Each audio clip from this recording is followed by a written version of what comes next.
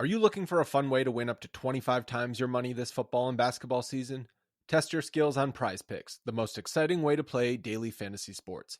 Just select 2 or more players, pick more or less on their projections for a wide variety of stats, and place your entry. It's as easy as that. If you have the skills, you can turn $10 into $250 with just a few taps. Easy gameplay, quick withdrawals, and injury insurance on your picks are what makes Prize Picks the #1 daily fantasy sports app. Ready to test your skills? Join the Prize Picks community of more than 7 million players who have already signed up. Right now, Prize Picks will match your first deposit up to $100. Just visit prizepicks.com/bluewire and use code BLUEWIRE. That's code BLUEWIRE at prizepicks.com/bluewire for a first deposit match of up to $100. Prize Picks, daily fantasy sports made easy. Support for this podcast comes from Frito-Lay and the 2023 Snack Bracket Championship. The Frito-Lay Snack-It Challenge is underway, and fans are voting on their favorite snacks to crown champion. We're talking about prime-time matchups between the best 64 snacks in the land. Will Ruffles Ridges reign supreme? Can Doritos defend their dynasty? Or will Smart Food use their smarts for a surprise upset? Only you can decide. Get in on all the action for a chance to win up to $1,000 or a year's worth of snacks. Let your snacks be heard. Just go to fritolaysnacket.sbnation.com to vote and enter for a chance to win. No purchase necessary. Sweepstakes ends April 3rd, 2023. Void where prohibited. Year's worth of snacks awarded in the form of 52 coupons, each good for 1 bag of chips. See official rules at fritolaysnacket.sbnation.com. Hello, friends. Welcome to Mavs Christmas Party. You're joined by me, Kirk Henderson, editor-in-chief of MavsMoneyball.com. I am not recording with Josh just yet because he is a normal person and is doing family things. I decided to record this at the risk of my sanity, life, and marriage. Don't know if Miss Mary is very happy with me at the moment, but she understands this is a bit. We're committing to it.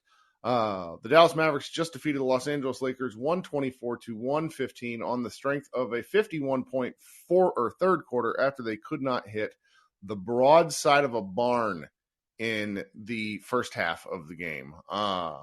Really outstandingly weird, fun game. Kind of got the highs and the lows all in one. Philip in the chat said this match was a roller coaster. That is an accurate description because at halftime I was not having a good time. It was really pretty wild to watch the ESPN halftime announcing crew make note of the fact that sometimes it feels like Luka doesn't have a lot of help. Michael Wilbon of PTI fame, in particular, has been hard on Luka during a few national televised matchups. But, that's kind of the nature of what happens when you have limited times to watch games. But he was pretty, conciliatory to Luka tonight.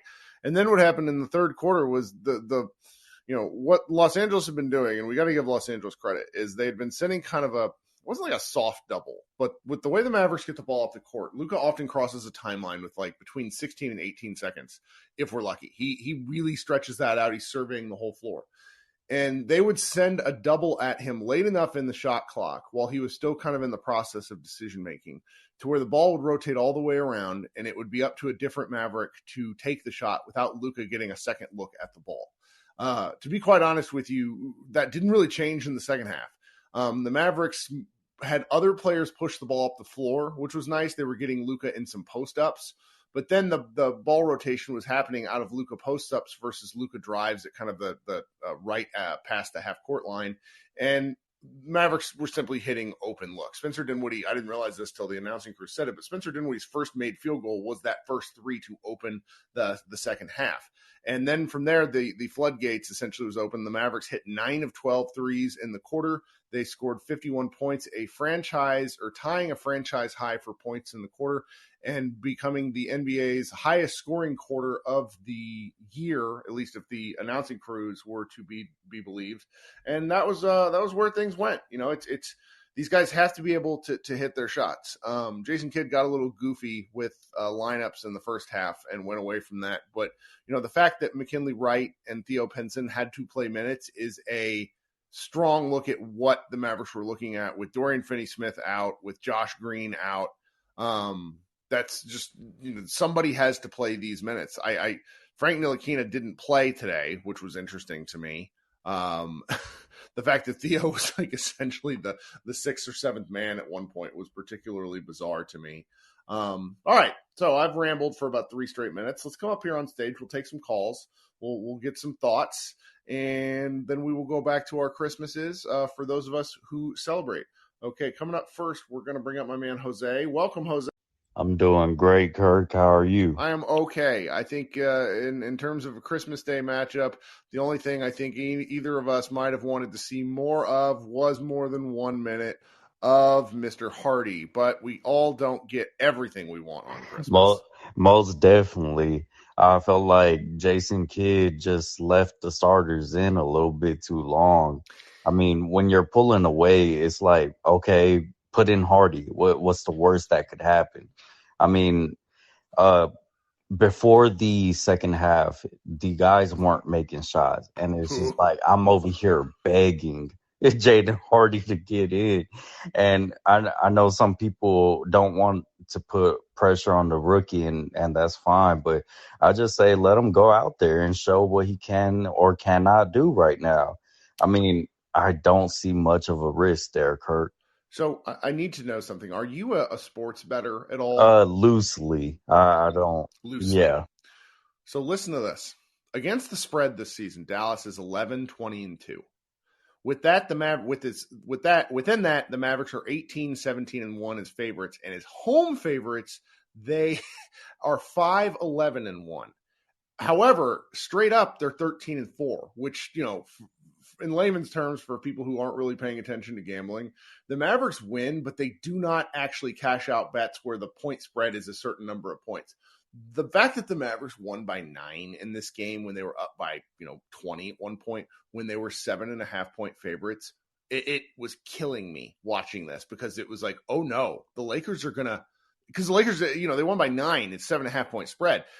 I was really worried that the Mavericks would lose against the spread again. And I know that's not why Kidd left them in, but that's what I was thinking about when the starters were still in. I will tell you, and we've kind of, the playing of starters too long is a Jason Kidd hallmark. That is a thing he has done always. It is a kind of it's a veteran coach, old man type thing. Guys that played in the 90s. I mean, you go look at Dirk's earlier minutes. He was playing 40 minutes a night all the time. Michael Finley was toast after 6 years because he played so many minutes. So it's hard for me.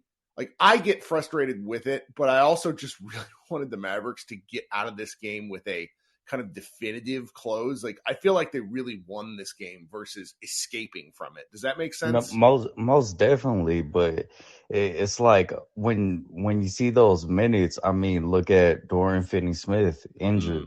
Reggie Bullock the previous night had to leave with a neck strain, and it's like, okay, well, these minutes are starting to pile on. I mean, this is not a young team by any metric, and you got your superstar player basically playing about 40 minutes a night, and it's like, wow, what's he gonna look like by the time playoffs come? And I had said this earlier to somebody, I really don't want to talk about playoffs right now, because I really think that this Mavs team just needs a overhaul in terms of their roster.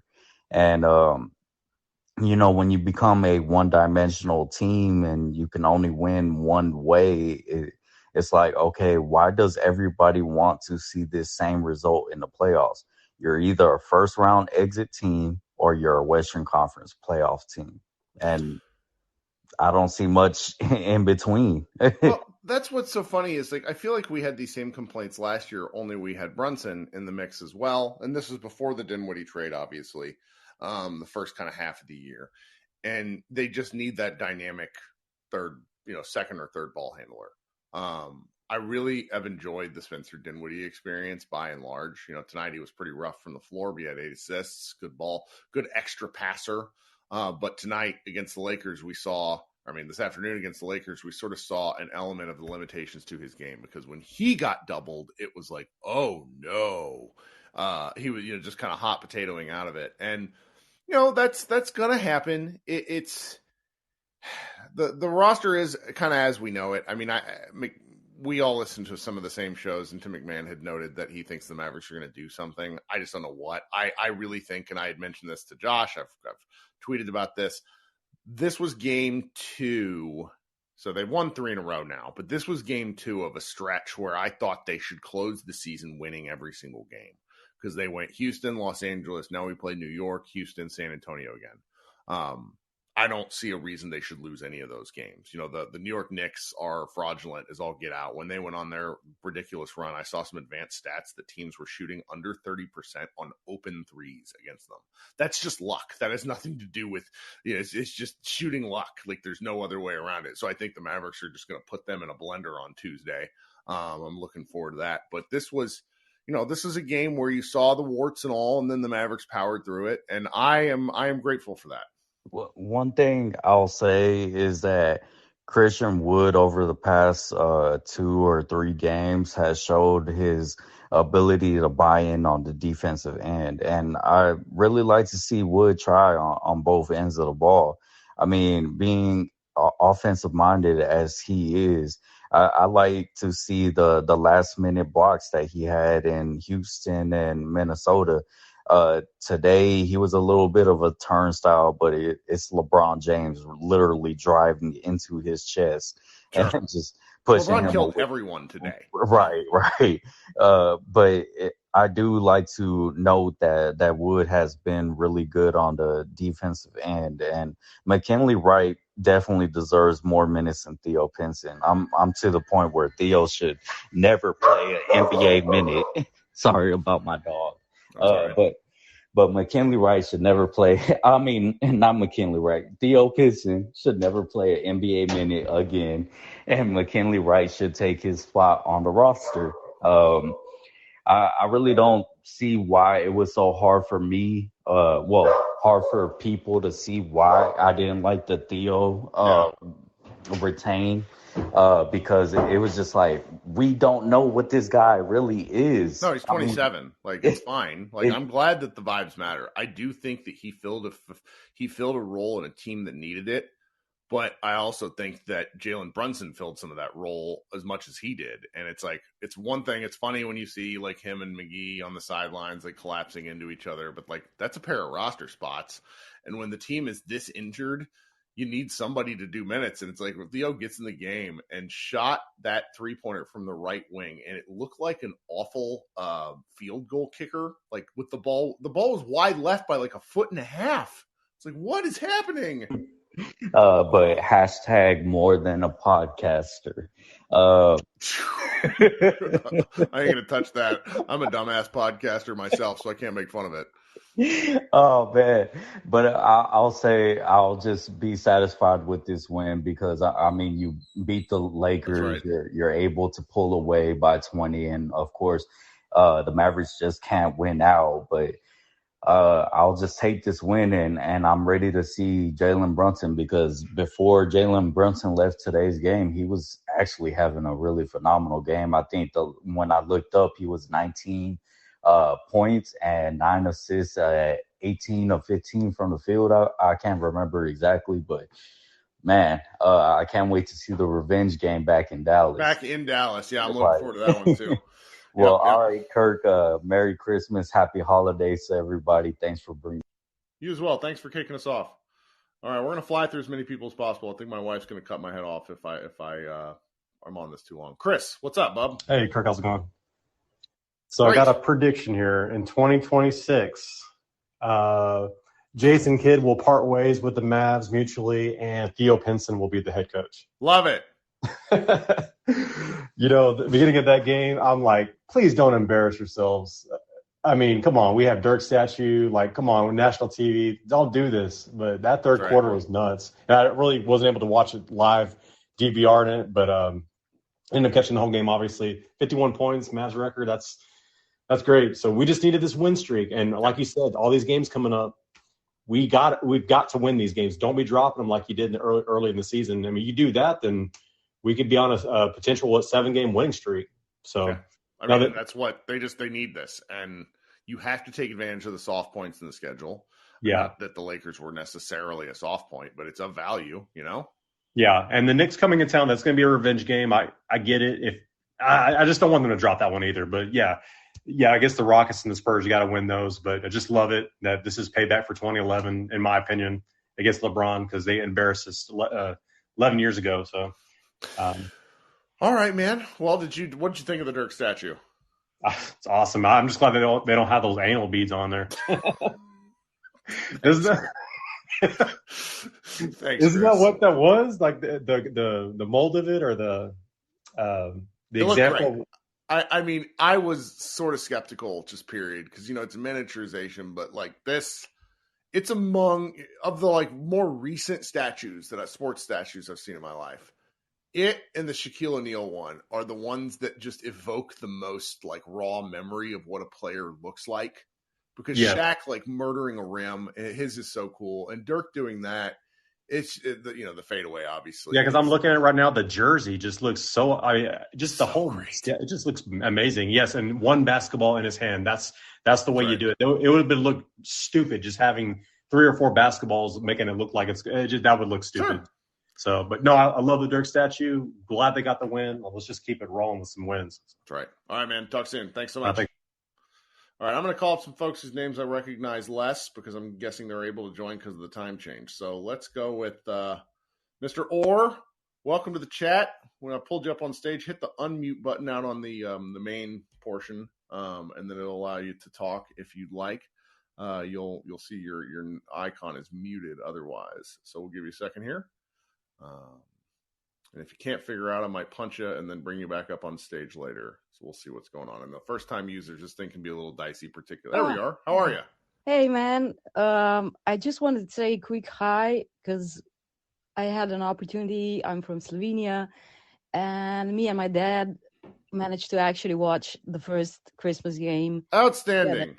So we just wanted to say hi. We're glad for the win. We're staying up every night to just watch the Mavs play. We really appreciate how Luka is accepted with everyone. So, and we suffer with Mavs. So we're big fans of the Mavs.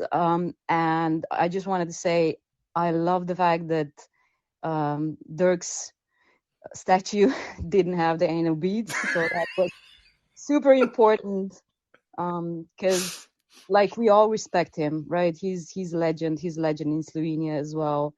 We hope for Luka to earn the statue as well. And to everyone saying, will Luka stay or will Luka go? Let's say this, he won't leave because of the fans, right? That's right. And that's something that we have to know. Outstanding point. Glad you made that. I'm feeling the Christmas spirit, so I just wanted to say this. Like, I think he really appreciates that. He takes the time to actually, interact with fans every time. He thanks the fans. But organization-wise, let's just hope, right, that everything will work itself out. I'm wildly optimistic about Christian Wood. Even if they figure out he doesn't fit, at least please let them sign the sheet with him and see what it is, and please let's not trade Greeny for anything, because I'm hoping that he will step up and be an important part of this team. So I am too, man. Thanks for joining us, and thanks for staying up late to hang out with us. Yeah, Dad, say hi. You want to say hi? Say hi. Hello. God, this app is awesome. This app is fantastic. Okay, so Merry Christmas to everyone. Happy holidays. Thanks Bye. so much, man. Really appreciate you guys joining. Have a good day, all right? You too. Thanks. Yeah. Yes. This is what I'm talking about, guys. Worldwide. All right, now we're going to go to... I'm going to butcher my friend's name here. How you doing? How do we say your name? I don't want to mess it up. It's Pranjul. It's all right. Hey, Kirk. Welcome. How you doing? I'm doing well. Just like the previous caller, I got to catch it because Christmas Day. It's afternoon game, so I got to, because usually you host these so late that I'm usually by bedtime. No, I completely understand. If I was doing these earlier last season, probably like a full hour earlier, but I had to rearrange my post-game schedule, and it screws everything up, and it's making me exhausted, but I love these earlier games. Like, if the Mavs games would just start, 30 minutes earlier, then we could do a lot more. But no. Oh, well. Well, so one thing I wanted to talk about is Jose brought it up when he was talking about it, but I know they weren't like doubling LeBron every time they touched the ball or anything, but like the fact that he was just able to easily get in our paint to either pass or score. He had 38 today. Yep. He is 38 years old, I think, like in 2 days or 2 or 3 days. So like that makes me a bit worried. I know we have a lot of our defensive guys out, but still, like that makes me really worry in the playoffs. Like if we come across someone like a Jokic, we're gonna have some defensive issues because I have no idea. Like they were just allowing him to carve up the defense, get in, and then he was either getting an easy layup over Wood, or he was passing it for a lob to like Thomas Bryant or whoever. So the defensive woes in this game, even though they went off in the third quarter, the defensive woes in this game really worry me long term for the team. I know we have our defensive guys out, but that was worrying to watch. I understand. And that's why when they were, they have this 20-point lead going into or 19-point lead going into the fourth, and then you look up. I went outside to help my son with something, and I came back in, and the lead was down to 10. And it's like, guys, what are we doing? And that is something to be worried about, but I also don't know if it's something they can fix within the season.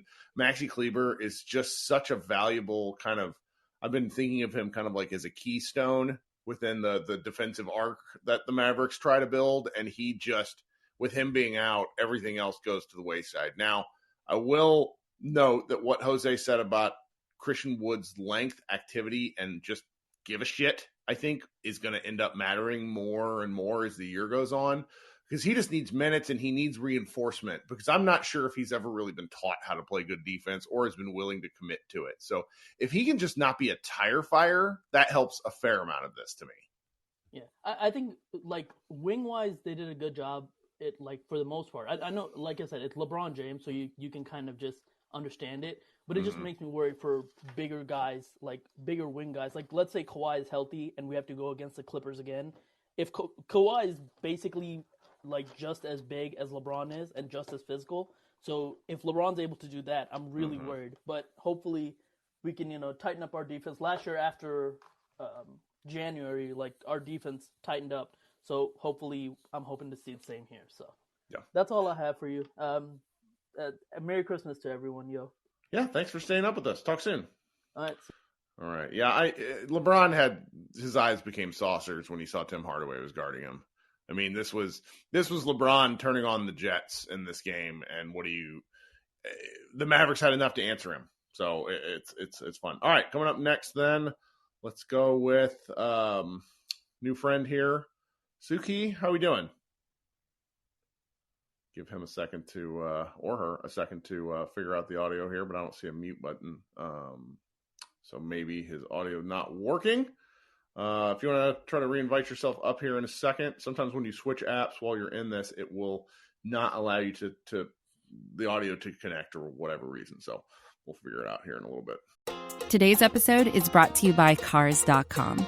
With over 2 million vehicles and 50,000 more added every day, Cars.com will match you with the perfect car for you, your budget, your life, your style. And if you're ready to say goodbye to your current car, Cars.com will get you an instant offer to cash it in. Just start by entering your license plate and get matched with a local dealer who will write you the check. So whether you're looking to buy or sell, just go to Cars.com. It's magical. Let's go to resident, who it's his role. I know Josh doesn't like the role of being the positive guy, but I think you have justification today. How you doing, buddy? Yeah, I mean, 3-game win streak. Happy holidays to everybody. I think it's interesting to look at the difference between McKinley Wright and Ntilikina, because there's something about Frank's energy that's a little bit flat, even though he's a good defender, kind of. His energy's a little flat, so at least McKinley Wright comes out there, and while he also makes mistakes, he can dribble. That's one of the like his ability to dribble. Like Frank is very much of the basketball episode of The Office where it's just like, what's happening? So yeah, and not and very tentative offensively. So at least McKinley Wright is not tentative. Yeah. He's aggressive. He's just undersized, but it's not as if Jalen Brunson was exactly a giant on the court.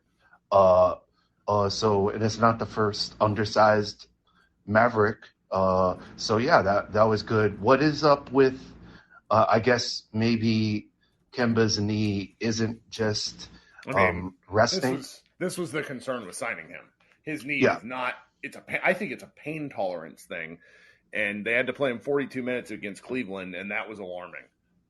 It was one of the reasons I was super annoyed that Luka didn't play. It was kind of a scheduled day of rest. There's a whole bunch of things they should have had Luka play, in my opinion, not just for Luka minutes, but they should have trotted Kemba out there and have a 25 minute cap on him. And now I'm a little concerned, and I'm sure the Mavericks are too, because Kemba looked functional. Yeah, well, it's not January 1st.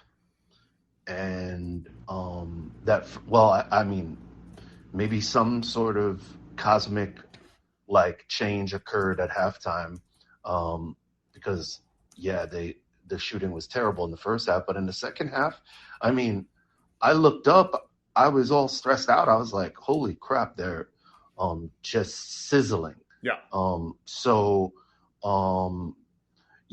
I want to give a shout out to all the Debbie Downers out there listening that complain too much. I'm right here. How rude. Well, actually, you haven't been when I first started listening to you, and it's quite a few years ago, you were much more gloomy. I don't actually find you gloomy these days. Gonna have to tell Mark Cuban that. Put that on my LinkedIn profile. Don't actually find you gloomy these days. So I'm here to give you some notable quotes. But either way, good win. I don't want to be bullish against the Knicks because the Knicks have been really good. To comment earlier, somebody was commenting about Jalen Brunson and his numbers in the game. That game earlier was not on Jalen Brunson. It was Julius Randle dribbling out the damn ball up near half court and dribbling the shot clock down. And if Brunson was bringing up the ball from them every time, they would have won that game. Yeah, and Joel Embiid and James Harden are pretty damn good at basketball. Just that's why you get the superstar. They showed up for Christmas. And That's also, right. As far as LeBron, he showed up for Christmas for sure. He did too. I don't necessarily think this was like a defensive malfunction. I actually think that kid wanted to play LeBron like that. And also, I don't think I expected LeBron to go that ham. But then again, he always shows up for Christmas. That being said, happy Kwanzaa to everybody. Happy Hanukkah. Happy holiday season. And I'll see you guys on whatever it is. Tuesday. Right. Thanks, man. Cool. Appreciate you coming up. Much love. Peace. All right, let's go with. We're gonna let Santeri. Welcome to the show. Hello. How you doing, Kirk? I'm great. Thanks for joining us. Yeah, I'd say that game felt like two different games. Yes. The first two quarters, I was just like, I wanted to bury myself into my sofa. Every time Bullock got the ball, started shooting, I was like, well, I think I know what's gonna happen, but I want to say one thing, like shout out to Tim for just, checking up on Bronson's, no Dorian. And before the game I was wondering like who's gonna be on Braun? Who's gonna be on Braun? And Tim went in, like, sure, Braun got in his bag, of course. But Tim got a few good stuff on. Well, the fact that he didn't let it affect his offense too. Yeah. Because exactly. if LeBron James puts me in a clothes hamper the way it happened to most of the Mavericks, that would have affected the way I played the rest of the game. Mm-hmm. Yeah. And if there's one Christmas wish I have, I really hope I never see a Luka Bertans Powell, Wright, Pinson lineup. The end of the That first was- half or quarter, I yeah. think. Yeah. Yeah. So Nick Angstad first of quarter. Locked On Mavs had something. He had a response to me that I thought was pretty interesting, where he said, kid always tends to want to go with like the next guy on the depth chart in situations like that instead of like the players who are good. And I'd never thought about it like that before. It makes a lot of sense. It's also a terrible idea. Don't do that again, Jason. Yeah, Kidd. it was just like the antithesis of good basketball, honestly. It was just like no offense to like McKinley, and obviously like the team is very, very just like we're basically a hospital right now. But like it was tough. It was tough. But That's right. I'm very glad that, oh my God, halftime adjustments, they worked. Jason Kidd must be absolutely baffled. Well, the old hit the open shot adjustment is Mhm. pretty damn helpful. Yeah, that is. And the whole, like, I was fuming at how well just, like, one of the simplest, I think I tweeted this at you as well, like, how one of the simplest defensive maneuvers an opponent can do by doubling the best guy on the floor of the enemy team, and it just completely crumbled the offense. Because, obviously, the others weren't making shots, but second half they started doing it, so Lakers were like, okay, this double isn't really working anymore. We're leaving a guy open that will very surely right now make a shot. So that was just that was a really fun game. And one thing I just like overall, a thing for the NBA to consider is since right now it's currently almost 1 a.m. The game started at 9:30 p.m. for me. The Sixers' next game started at 7. And I really wish the NBA, especially on weekends, they could do a lot more primetime Europe games. They try, but the problem, they get bullied out of the paint by the National Football League, where the ratings difference is just catastrophic if they go head-to-head with the NFL. And so those games, we'll see a lot more matinee, kind of noon start time starting in probably like second week of February to close out the year. Because the NBA does try to do that once the NFL's over, but they don't even try to compete. Yeah, it's really tough because I really hate losing sleep over basketball. While I do love watching basketball, especially NBA, but it's tough. Like we do have the occasional like for me, it's usually around a 10:30 p.m. start. Yeah. And then the game ends around like a bit after 1. Yeah. Like it's like whatever the game is, I will most likely watch it. Unless it's the Charlotte Hornets, I hate watching them. But I hope NBA does something. I'm sure it's the whole ratings and stuff. It's tough, but I mean it'll be a fun thing to consider. But yeah. Well, thanks for hanging out with us tonight. Yeah, I hope everyone has had a great Christmas and holiday time, and Happy New Year 2023. Hopefully, it's gonna be a series of W's for the Mavs. I like that thinking. Thanks for joining us again tonight. Have a good one. Okay, let's go with my man Doe. How we doing? Mr. Dang, hit that unmute button for us. We got to hear the beeping of your phone. It's my favorite thing on this app. Yeah, it sounds like a slight horn honk. I don't know what it is, but that's fine. What's going on? Oh, just enjoying a great Merry Christmas. What a gift we have for this win. That's right. It was a gift. I'm glad it's a win because if my wife's going to be mad at me, I'd rather her be mad and it being a win versus a loss and her being mad, because then that's 2 losses. Well, I think the biggest thing is the ball movement in the second half was so much better. We didn't settle for quick threes. We moved it around and got great shots, So it was great to see that, them actually sharing the ball. Well, it was a little distinction, but it felt like passes with a purpose. Nothing pisses me off more than Reggie Bullock pumping out of a 3, dribbling in, and then passing to someone who's not open, and then they have to take a bad shot. It was passes to the open man resulting in open shots, not just ball movement for the sake of it. Yeah, I think Reggie's more scared to shoot, than anything else. I mean, there's a few times he got the rebound and he was like 2 foot underneath the rim, and I'm like, why aren't you putting up the layup? Didn't make any sense. But Wood looked great. So my question to you is, what are they going to do? Are they going to trade him? Are they going to re-sign him, or are they going to let him play out the contract and see how it goes? I mean, so you're talking about Wood, right? yeah. So my initial thought is that they're not going to sign him to the extension. My second thought is I don't know how long the extension is available to be on the table for him to sign, because that's kind of a thing too, to where if he can play like he's played for the past 6 or 7 games, I do think the Mavericks will try to offer him an extension. I don't know if he wants an extension. I think he really likes playing with Luka, but it's this, this whole notion of him. We knew he needed to start. This wasn't that complicated.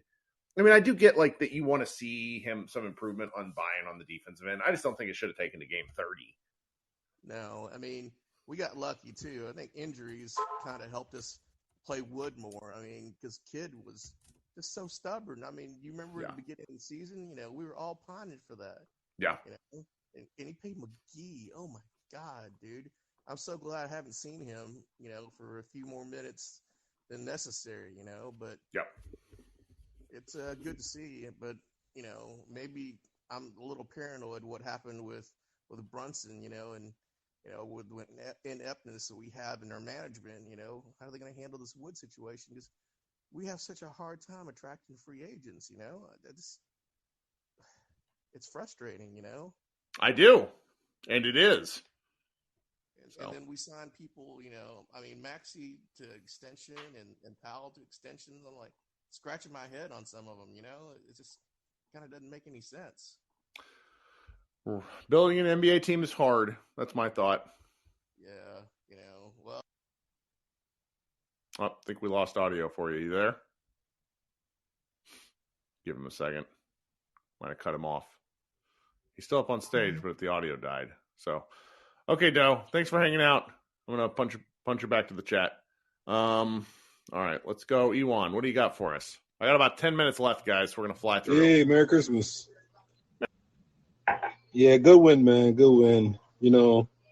Like they said, with the Dirk statue being unveiled and the way the first half was looking, I'm like, nah, I can't deal with it today. But it's good that the halftime crew really kind of see on a national stage that Luka, he plays the game the right way. He gets doubled, he passes to the open guy, and then you see what happens. Clunk, clunk, clunk, brick, brick. So it's kind of glad that everybody that was home got to actually see that, to say Luka's a ball hog. Like, Luka has like the highest percentage of like open shots created in the league, to the guys miss bricks, everything. So it's like, so that was glad. I'm glad that they was able to see that. And like everybody was saying about Reggie, is like he had the layup, he passed it, tried to pass it back out for 3. That was a turnover. He had the mid range, he passed it back to Spence, like you said, for a tougher shot. It's like once these guys get a layup or a mid range shot, it's like they don't know what to do. It's like, oh, it's not a 3-point line. Let me step back, or let me look for somebody behind the 3-point line. It's like it's tough, but other than that, it was a good game, man. I enjoyed watching the game. LeBron came to play, and it's just crazy how when the other players, the role players, make their shots and actually have some production, we look like legit. Like 80% of our games will probably be a double-digit win because Luka does so much to impact our team. So it's like Luka will drag you if you don't have any support. He'll drag you to 500, or he'll keep you in the game. You can win a game like he did in Houston. But if the role players step up and give you double-digit figure scoring for 2 or 3 of them, we can legit roll these wins off like it's nothing. Like we could get back to, beating teams by double digits like it's nothing. So I just hope they continue that. I mean, with the Wood thing, I don't know if they're going to extend him, but that's crazy that today's the first day of he's eligible to sign his extension and he goes off for 30. He's like, convenient, right? Yeah, all those people that you say is, his agent is texting everybody. He's probably texting everybody now, like, look. Oh, I've already gotten a message from him. Well, other than that, a good win. Ready to, beat up on the Knicks on Tuesday. So I'll be front and center for that game here. Outstanding. Talk soon. Thanks, man. All right, see you Tuesday. Yep. All right, let's go. Micah, what's up, man? Give Micah a second. We're on my final countdown before I need to avoid family execution. So, Micah, you there? All right, Micah, we'll try again in a minute. Let's go to Mr. Jiggy. What's going on? Hit the unmute button. Tell us what you're thinking. getting into the point of the show where people forget how the app works. That's okay. That's okay. I also think it's a connection issue for some people. All right, I'm going to move on to the next one. Mr. Green, what's up? Welcome to the show. G'day, Kirk. How are you, mate? I'm great. What are you thinking tonight? I'm thinking I'm only going to come on when THJ gets more than 20 points, mate. That's my new Year's resolution.